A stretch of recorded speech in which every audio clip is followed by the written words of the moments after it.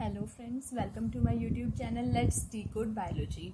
In this lecture we are going to study about glycolysis. It is a part of biochemistry as well as metabolism.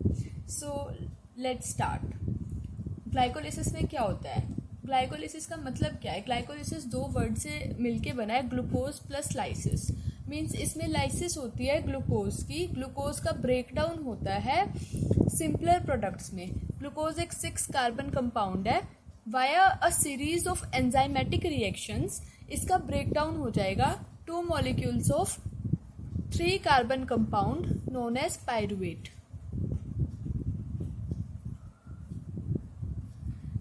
और इसमें 10 enzymatic reactions लगते हैं.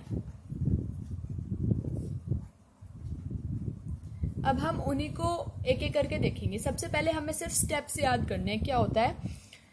Glucose है initial most substrate. Glucose से बनेगा glucose 6 phosphate. Then fructose 6 phosphate.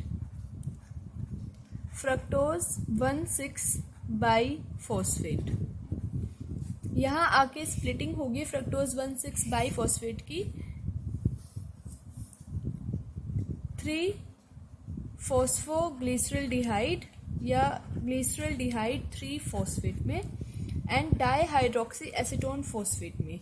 ये दोनों 3 carbon compounds हैं और ये एक दूसरे के अंदर आइसोमराइज हो सकते हैं. 3 फॉस्फोग्लिसरल्डिहाइड कन्वर्ट होता है 1,3 बाई फॉस्फोग्लिसरल्डिहाइड में. देन 1,3 बाई फॉस्फोग्लिसरेट और glyceric acid. Then 3 phosphoglycerate 2 phosphoglycerate. Then phosphoenol pyruvate and then pyruvate. ये टोटल 10 स्टेप्स हैं. 1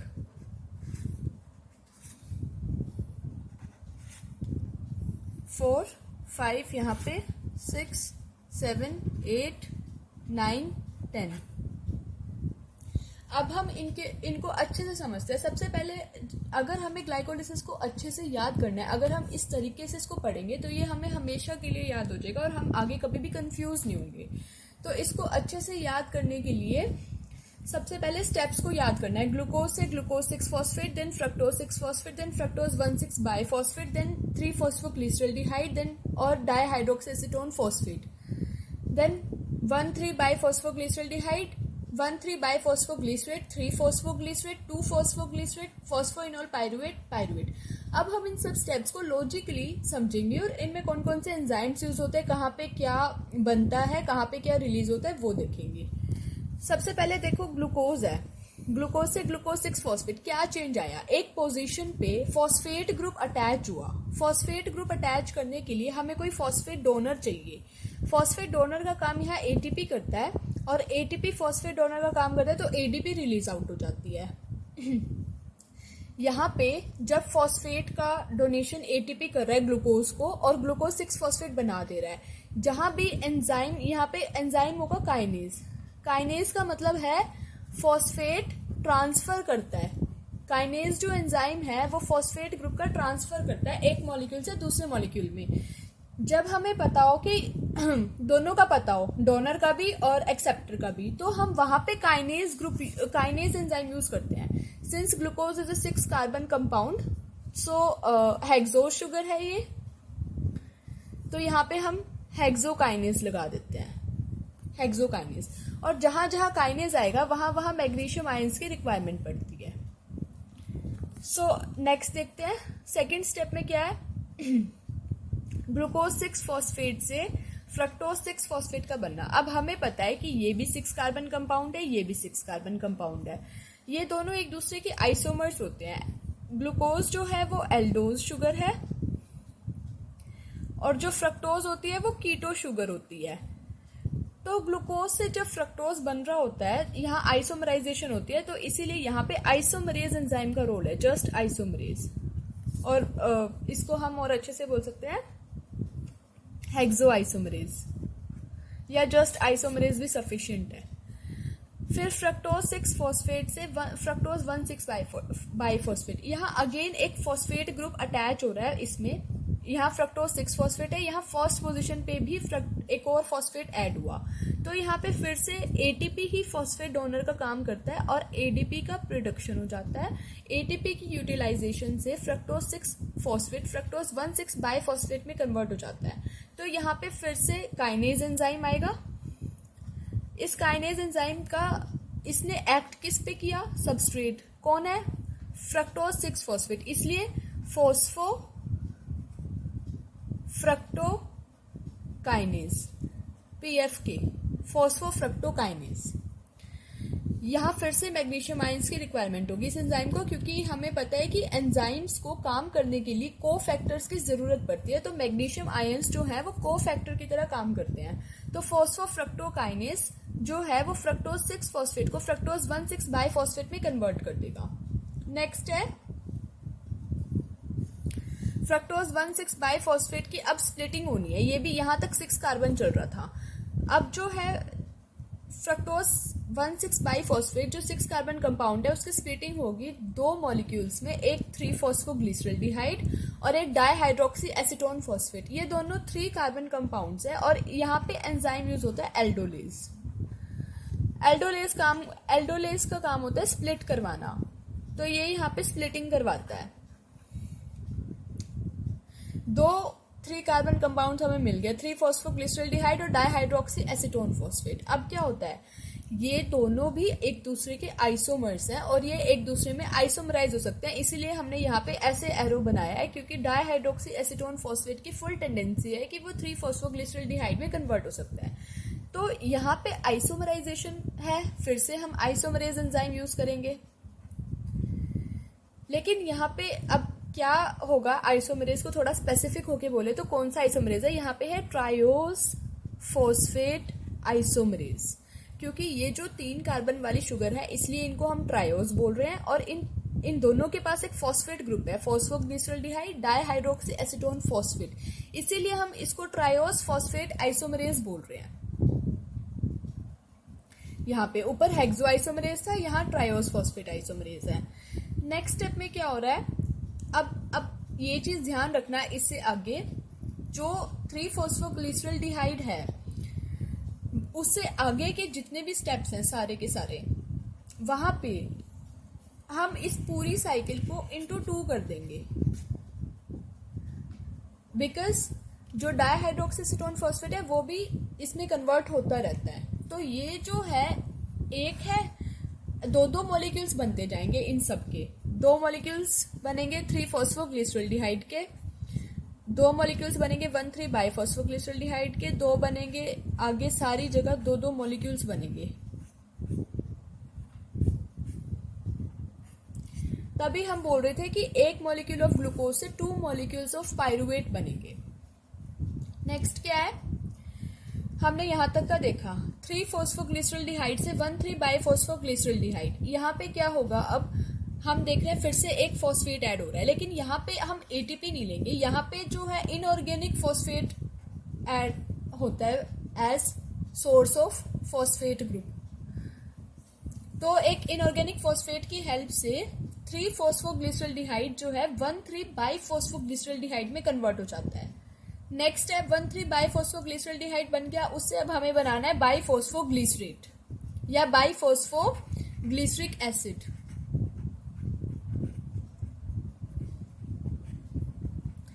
तो एल्डिहाइड से जब एसिड बनना होता है तो हमें ऑक्सीडेशन चाहिए होती है।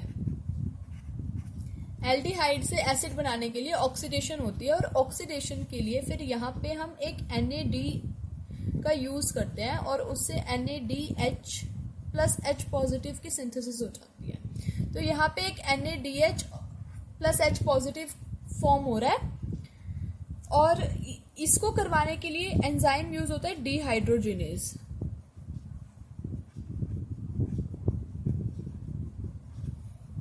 डिहाइड्रोजिनेज क्यों? क्योंकि ये डिहाइड्रोजिनेशन करवा रहा है किसकी? 1,3 बाइफॉस्फोग्लिसरल्डिहाइड की। अब इसको थोड़ा सा ध्यान से समझना, बाईफॉस्फोग्लिसरॉल्डिहाइड है, हमने बोला उसकी ऑक्सीडेशन होगी एल्डिहाइड की, तो वो एसिड में कन्वर्ट होगा। अब ऑक्सीडेशन का मतलब क्या होता है, या तो एडिशन ऑफ ऑक्सीजन या फिर removal of hydrogen. Addition of oxygen हो या रिमूवल ऑफ हाइड्रोजन, हम दोनों को ऑक्सीडेशन बोलते हैं। तो NAD पॉजिटिव आया था और NADH प्लस H पॉजिटिव है, यानी इस कंपाउंड में से 2 हाइड्रोजन रिलीज हो गए हैं और NAD को मिल गया और उससे NADH बन गया है। हमारे कंपाउंड का ऑक्सीडेशन हो गया और वो एसिड में कन्वर्ट हो गया, 1,3 बाईफॉस्फोग्लिसरिक एसिड और 1,3 बाईफॉस्फोग्लिसरेट। नेक्स्ट है, अब इससे बनेगा 3-फॉस्फोग्लिसरेट। अब यहाँ पे क्या चेंज है, 1,3 से 3 फॉस्फोग्लिसरेट है, यानी एक फॉस्फोरस कम हो रहा है। सिंस यहाँ पे एक फॉस्फोरस कम हो रहा है तो हम यहाँ पे ATP को सिंथेसाइज करवा देते हैं ADP से। ADP से ATP की सिंथेसिस हो रही है। ATP की सिंथेसिस होने का मतलब है कि इधर से एक फॉस्फोरस कम हो गया, एक फॉस्फोरस रिमूव हो गया और फिर 3-फॉस्फोग्लिसरेट बन गया, साथ ही हमें एक ATP मिल गया। नेक्स्ट है 3-फॉस्फोग्लिसरेट से 2-फॉस्फोग्लिसरेट। यहाँ पे फिर से एंजाइम आएगा काइनेज, क्योंकि हमें डोनर का भी पता है, डोनर है ये, और हमें एक्सेप्टर का भी पता है, एक्सेप्टर है ADP। ADP ने फॉस्फोरस एक्सेप्ट किया इससे, तो ATP बन गई, इसलिए यहाँ पे फिर से आएगा kinase enzyme. Magnesium ions cofactor, three phosphoglycerate से 2-फॉस्फोग्लिसरेट बनना है। यहाँ पे अब क्या हो रहा है, अब सिर्फ ध्यान देना कि यहाँ पे आइसोमराइजेशन है लेकिन कंपाउंड नहीं बदला। जैसे हमने ऊपर पढ़ा ग्लूकोज से फ्रक्टोज बन रहा था, कंपाउंड चेंज हो रहा था। डाईहाइड्रोक्सी एसीटोन फॉस्फेट से फॉस्फोग्लिसरॉल्डिहाइड बन रहा था, कंपाउंड चेंज हो रहा था।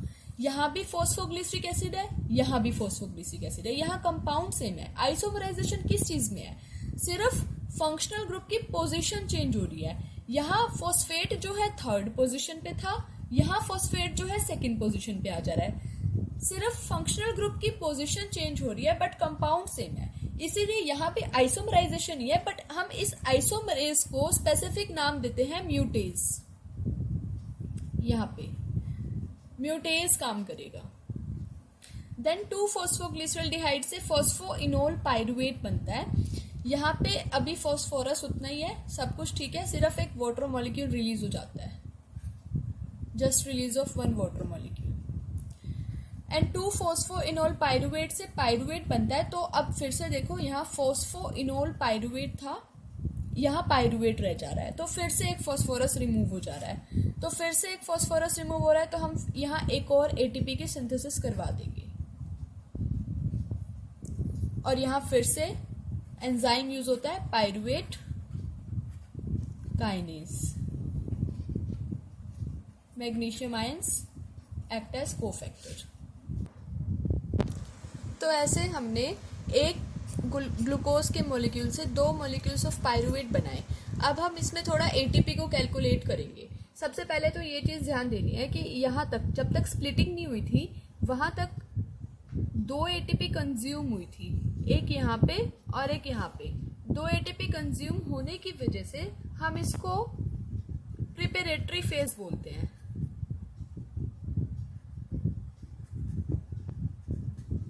Preparatory phase. और इसके बाद 4th स्टेप ऑनवर्ड्स, सिंस हमें ATP की सिर्फ प्रोडक्शन हुई है, एक यहाँ पे और एक यहाँ पे ATP प्रोड्यूस हुई है, तो हमने यहाँ एनर्जी जनरेट की है।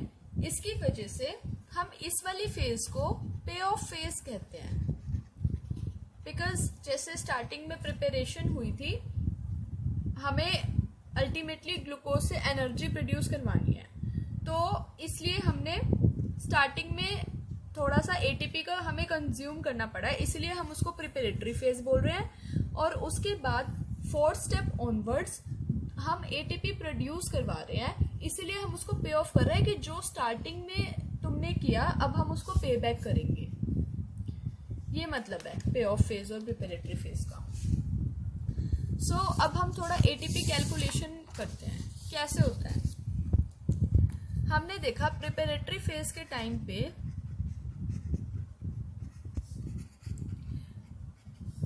कंजम्पशन जो है वो 2 एटीपी मॉलिक्यूल्स की हुई है, और पे ऑफ फेज में प्रोडक्शन कितनी एटीपी की हुई है।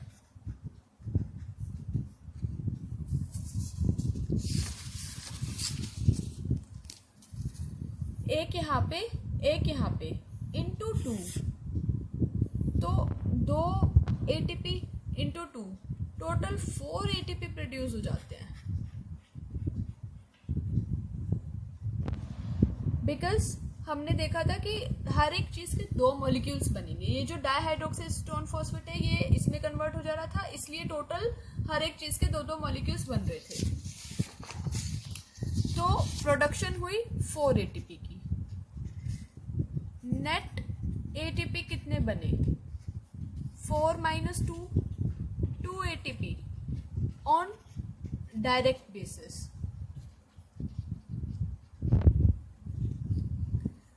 अभी आता है एक और चीज, इनडायरेक्ट बेसिस पे हमें टोटल इतने ही एटीपी नहीं मिल रहे हैं, अभी हमें और भी एटीपी मिलेंगे। वो कहाँ से मिल रहे हैं? इनडायरेक्ट बेसिस पे हमने देखा था कि जो यहाँ पे NADH + H पॉजिटिव बना था जब ऑक्सीडेशन का स्टेप था, फर्स्ट ऑक्सीडेशन स्टेप। तो फर्स्ट ऑक्सीडेशन स्टेप जो था जिसमें 1,3-बाइफॉस्फोग्लिसरल्डिहाइड से 1,3-बाइफॉस्फोग्लिसरेट बना था, या बाइफॉस्फोग्लिसरिक acid.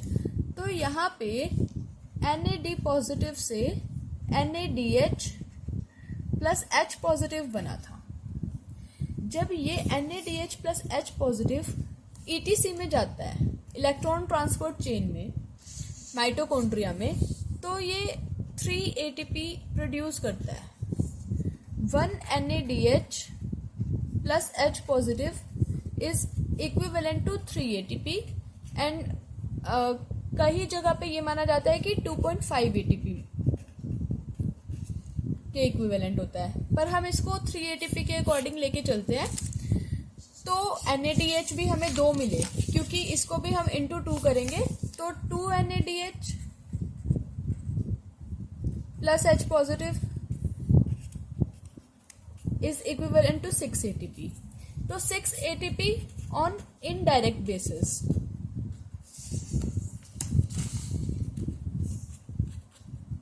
And 2 ATP on direct basis. So net ATP जो है टोटल 8 बनते हैं, और वी कैन से 10 ATP बने, 2 ATP प्रिपरेटरी फेज में यूटिलाइज हो गए थे, तो नेट जो है 8 ATP रह जाते हैं। वन मोर थिंग, सिग्निफिकेंस क्या है ग्लाइकोलिसिस की? हम ग्लाइकोलिसिस कर क्यों रहे हैं? हमें पता है रेस्पिरेशन में क्या होता है। जब हम रेस्पायर करते हैं, रेस्पिरेशन का मतलब क्या होता है? ग्लूकोज से हमें CO2 plus H2O plus ATP ये मिलता है। तो ग्लूकोज से CO2 plus H2O plus ATP जो मिल रहा है उसके लिए स्टेप्स होते हैं, glycolysis, then Krebs cycle, then electron transport chain. तो सबसे पहले ग्लूकोज को हमने ग्लाइकोलिसिस के थ्रू पायरूवेट में कन्वर्ट किया,